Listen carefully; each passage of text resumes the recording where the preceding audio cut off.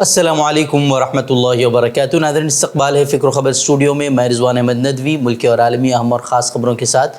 तो नाज़रीन, बढ़ते हैं ख़बरों की तफ़सीलात की तरफ। दिल्ली के इंदरलोक में जुमे की नमाज के दौरान पुलिस अफसर की नफ़रत से भरी कार्रवाई और आयन नमाज में नमाजियों के साथ बदसलूकी करने वाले पुलिस एहलकार को अगरचे मुअत्तल कर दिया गया है, मगर अब भी मुसलमानों में नाराज़गी जारी है।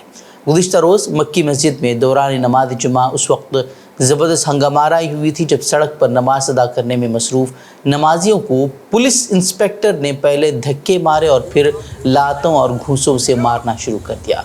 ये मंजरनामा देखकर वहां खड़े लोगों ने पुलिस एहलकारों को ऐसा करने से रोकना चाहा, मगर उस बददिमाग पुलिस एहलकारों ने वहां खड़े लोगों के साथ भी मारपीट की, जिसके बाद हंगामा खड़ा हो गया। पुलिस ने लोगों पर लाठीचार्ज भी किया और हालात को बिगड़ता देख पुलिस के आला अफसरान उसके बाद मौके पर पहुंचे और फिर वहां नीम फौजी दस्तों को तैनात कर दिया गया। मकामी मुसलमानों के गुस्से को देखते हुए फिर दिल्ली पुलिस ने कार्रवाई करते हुए उस पुलिस एहलकार को मुअत्तल कर दिया है, लेकिन लोगों का मुतालबा है कि पुलिस एहलकार के ख़िलाफ़ मुकदमा दर्ज करके उसे गिरफ़्तार किया जाए। फ़िलहाल इलाके में अमन है। वहीं सोशल मीडिया पर वीडियो बड़े पैमाने पर वायरल होने के बाद उसकी शदीद मजम्मत की जा रही है।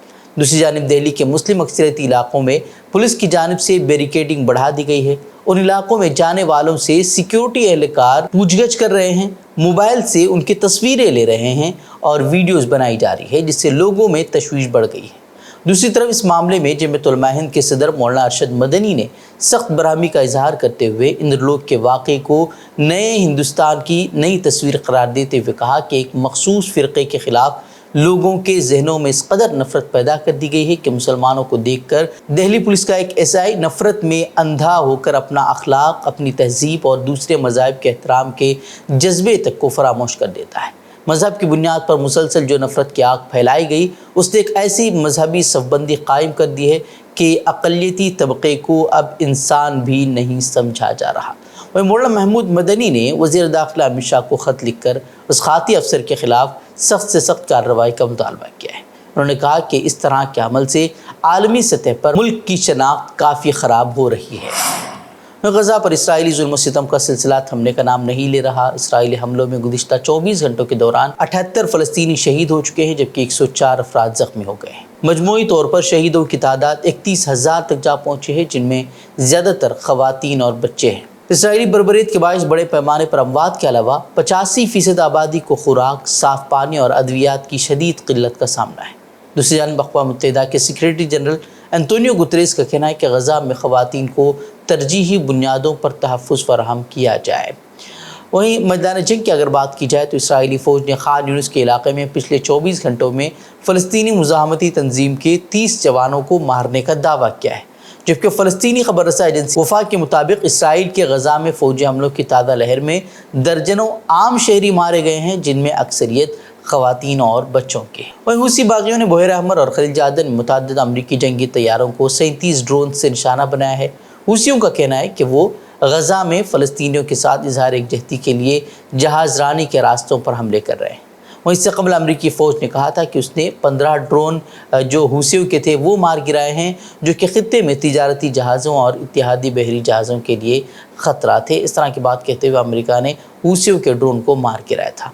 वहीं अब अमेरिका ने जंगज़दा गज़ा के नज़दीक बंदरगाह कायम करने का ऐलान किया है। रिपोर्ट में बताया गया है कि अमेरिका ने बहर मुतवस्सित और बहर अहमर में अपने इत्तेहादियों के साथ मिलकर अपनी सरगर्मियाँ जारी रखी हुई हैं और अब अमेरिका अपने नए ऑपरेशंस में इंसानी बुनियादों पर काम करने वाले इदारों को भी अपने साथ मिलाने के लिए काम कर रहा है और एक बंदरगाह की तामीर उसके लिए की जा रही है। और इसकी तामीर के लिए बताया जा रहा है कि अमेरिका 1000 फ़ौजियों की मदद लेगा और इसे तामीर होने में 2 महीने का वक्त लगेगा और उसकी हिफाजत की जिम्मेदारी इसराइल को दी जाएगी। फिर वहाँ जो इमदादी सामान पहुँचेगा उसे छोटे फ़ौजी जहाज़ों के ज़रिए गज़ा के साहिल पर उतारा जाएगा। हालांकि इमदादी ग्रुपों ने अमरीकी मंसूबे को गैर मौसर करार दिया है और कहा है कि इस तरह के इक़दाम में महीनों लगेंगे, जबकि गज़ा कहत की लपेट में आ चुका है और उनके पास इंतज़ार का वक्त नहीं है।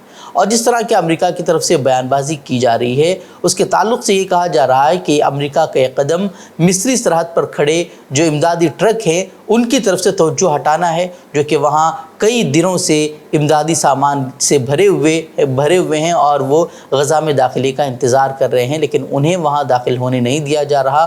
اور اب امریکہ ایک اور نیا شوشہ چھوڑ رہا ہے کہ وہ اب ایک بندرگاہ بنائے گا جہاں سے لوگوں کی مدد کی جائے گی، غزہ کے رہائشیوں کی مدد کی جائے گی، انہیں امدادی سامان پہنچایا جائے گا۔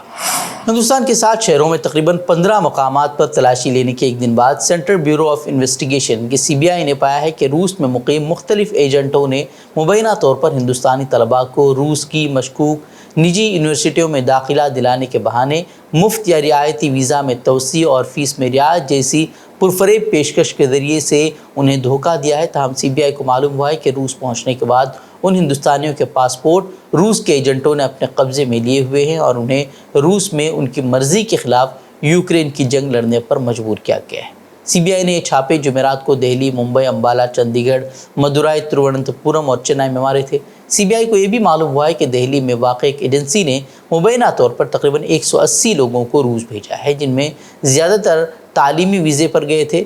ذرائع سے اطلاع ملی ہے کہ تحقیقاتی ٹیم اب اس بات کی تفتیش کر رہی ہے کہ ان تمام افراد کو روس کیسے بھیجا گیا اور سفارت خانے کے ملازمین کا اس میں کیا کردار ہے۔ روس نے ایک میزائل حملے میں یوکرینی صدر ولادیمیر زیلنسکی کے قافلے کو نشانہ بنایا ہے، لیکن خوش قسمتی سے وہ محفوظ رہے، تاہم 5 لوگ وہ ہلاک ہوئے ہیں۔ وہیں اس حملے کے بعد امریکہ نے روس کی راجدھانی ماسکو پر 48 گھنٹے کے اندر ایک بڑے حملے کی دھمکی دی ہے۔ روس واقع امریکی سفارت خانے نے تنبیہ جاری کی ہے، جو کہ امریکی سفارتکار کو سمن کرنے کے کچھ ہی گھنٹوں کے بعد سننے کو ملی ہے۔ چونکہ روس میں 15 سے 17 مارچ کے درمیان صدارتی انتخابات بھی ہونے والے ہیں، تو ایسے میں اس تنبیہ نے سنگینی پیدا کر دی ہے۔ وہیں اسی درمیان روسی وزارت خارجہ نے امریکہ اور مغربی ممالک پر الزام عائد کیا ہے کہ روس میں صدارتی انتخابات کے دوران بڑے سائبر حملے بھی کیے جا رہے ہیں۔ اور ترکیہ کے صدر رجب طیب اردوغان نے بلدیاتی انتخابات کو اپنا آخری الیکشن قرار دیا ہے۔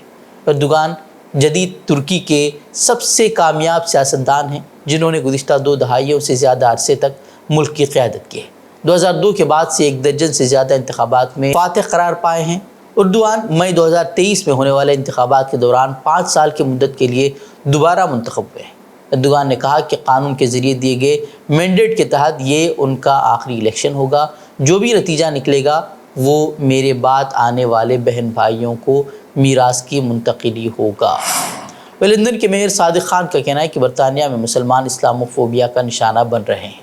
سینٹرل لندن میں رمضان المبارک کی آمد پر لائٹس روشن کرنے کی تقریب سے خطاب کرتے ہوئے میئر لندن نے کہا کہ برطانیہ میں مسلمانوں نے زندگی کے ہر شعبے میں بہت ترقی کی ہے، تاہم اس کے باوجود انہیں اسلاموفوبیا کا سامنا ہے۔ وہیں صادق خان کا کہنا تھا کہ وزیر اعظم رشی سنک اور ان کی کابینہ اسلاموفوبیا کا لفظ تک استعمال کرنے سے ڈر رہے ہیں، اور انہوں نے غزہ کے حالات کا بھی تذکرہ کیا اور غزہ کے مسلمانوں کے لیے دعائیں کرنے کی بھی عوام سے اپیل کی۔ خبریں مزید خبروں کے لیے آپ ہماری ویب سائٹ www.fikrokhbar.com کی طرف رخ کر سکتے ہیں۔ ویڈیوز کے لیے ہمارے YouTube چینل کو سبسکرائب کریں۔ تو ناظرین اجازت دیں، السلام علیکم ورحمۃ اللہ وبرکاتہ۔